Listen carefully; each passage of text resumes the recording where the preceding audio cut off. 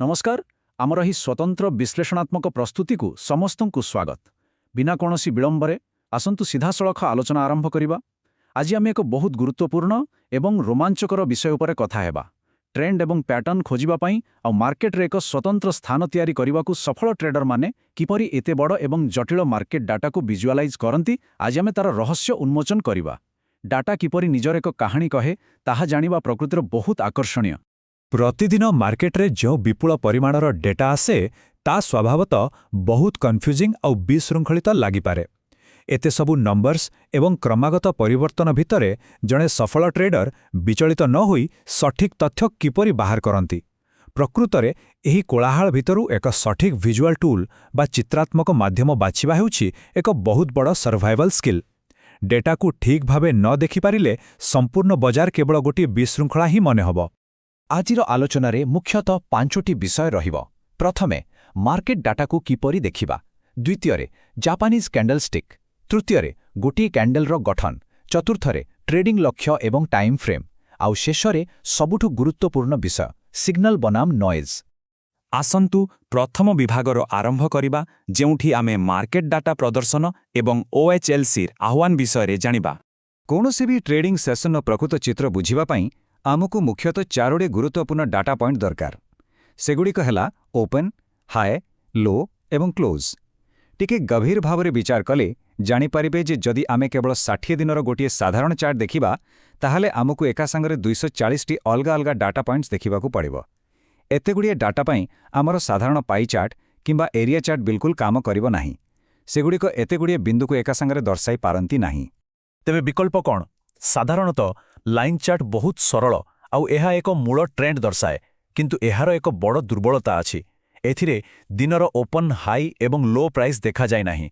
अन्यपटे bar chart रे समस्त ओएचएलसी data थाए सत, किंतु एहा देखिबाकू बहुत कंजेस्टेड बा जटिल लागे आउ चार्ट रे बहुत भीड़ देखा जाए।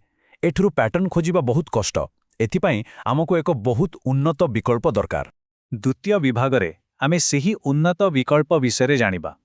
ताहा हेउछि जापानीज कैंडलस्टिक, जहाँकि एक बहुत सुंदर समाधान। एहार इतिहास बहुत मजादार। 1700 शताब्दी रे जापान जड़े बुद्धिमान चावल व्यवसायी होम्मा मुनेहिसा एहाकू आरंभ करिथिले। आश्चर्यर कथा हेउछि शह शह वर्ष धरी एहा पाश्चात्य जगतरू लुचि रहिथिला। शेषरे 1980 दशकरे स्टीव निसन एहाकू खोजी सारा विश्वकू जणाइथिले आउ आजी एही शताब्दी पुराणा कौशल ग्लोबल ट्रेडिंग कम्युनिटी पई एक अविवादीय एवं डिफॉल्ट चार्टिंग स्टैंडर्ड होई जाइछि। जापानीज कैंडलस्टिक प्रकृतरे हेउछि एक बहुमुखी चार्टिंग टेक्निक। एहा ओपन, हाई, लो एवं क्लोज एही चारोटी जाको डेटा को गोटिए केंद्रीय आयताकार बॉडी माध्यमरे सुंदर भावे प्रदर्शन करे। एकाधिक जटिल तथ्य को यह एपरी सजाई रखे जे एहा द्वारा मार्केटर मनोभाव बा सेंटिमेंट गोटिए नजर स्पष्ट बारी होई पड़े। यह निर्जीव डेटा को गोटिए जीवंत रूप देई थाए। विभाग 3 आसंतु एबे एक मेंटल मॉडल तैयारी करिबा एवं गोटिए कैंडलर गठन किपरि होइथाए ताहा देखिबा। गोटिए कैंडलस्टिक्र मुख्यतः 3टी अंश थाए। प्रथमटी हेला सेंट्रल रियल बॉडी। एही आयताकार अंशटी ओपनिंग एवं क्लोजिंग प्राइस को जोड़ी थाए।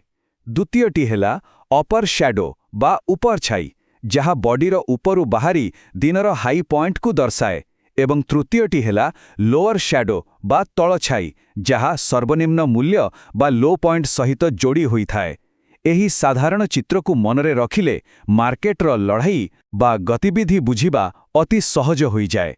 वर्तमान एहार दुईटी प्रकारभेद विषय जानिबा, जहाँ बहुत गुरुत्वपूर्ण। गोटिए बुलिश कैंडल रे क्लोजिंग प्राइस सबुबेले ओपनिंग प्राइस ठारू अधिक थाए। साधारणतः यह नील बा सबुज रंगर होइथाए, जहाँ मार्केट रे क्रेता मानकर प्राधान्य बा पॉजिटिव दिन को सूचाए। एहार उल्टा हेला बेरिश कैंडल, जेउथिरे क्लोजिंग प्राइस ओपनिंग ठारू कम थाए। नाली रंगर एही कैंडल दर्शाए जे बजार रे विक्रेता माने अधिक शक्तिशाली थिले। केवल एही रंग आउ दिग देखि जणा पड़ी जाए जे दिनटी काहा सपक्षरे गला। कैंडलर साइज बा आकार मध्य बहुत किछि कहि थाए। एक लंबा बॉडी थिबा कैंडलर अर्थ हेला मार्केट रे बहुत स्ट्रांग बाइंग बा सेलिंग एक्टिविटी होईछि, अर्थात मोमेंटम बहुत अधिक अछि। किंतु जदि कैंडलर बॉडी छोट अछि तेबे या सूचाए जे बजार रे विशेष किछि खलचर होई नाही और मूल्य रे सेतेटा परिवर्तन आसी नाही। एक प्रकार अनिश्चितता रहिछि बोली कुहा जाई पारे। एथरा चतुर्थ विभाग को जिबा। ट्रेडिंग लक्ष्य एवं टाइम फ्रेम। एठारे आमे डाटार स्केलिंग उपरे कथा हेबा। टाइम फ्रेम बा समय सीमा कहिले प्रकृतरे कौन बुझा जाए? सरल भाषारे कहिले एहा हेउछि एक निर्दिष्ट समय जहाकू आधार करी गोटिए चार्ट को पढ़ा जाए। एहा गोटिए लेंस परी काम करे जहा स्थिर करे जे आमे केते परिमाणर डाटा देखिबा।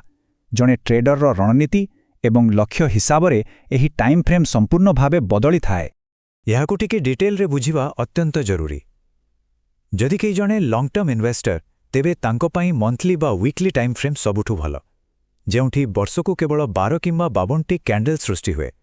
यह मूल ट्रेंड को स्पष्ट भावे देखाए। किंतु जणे पोजिशनल बा स्विंग ट्रेडर दैनिक बा एंड ऑफ डे चार्ट देखिबाकू पसंद करिवे, जेउथिरे वर्षकू प्राय 252टी कैंडल थाए। सेहीपरि इंट्राडे ट्रेडर माने 15 मिनिट्र चार्ट आउ हाई फ्रिक्वेंसी ट्रेडर माने 1 मिनिट्र चार्ट व्यवहार करते।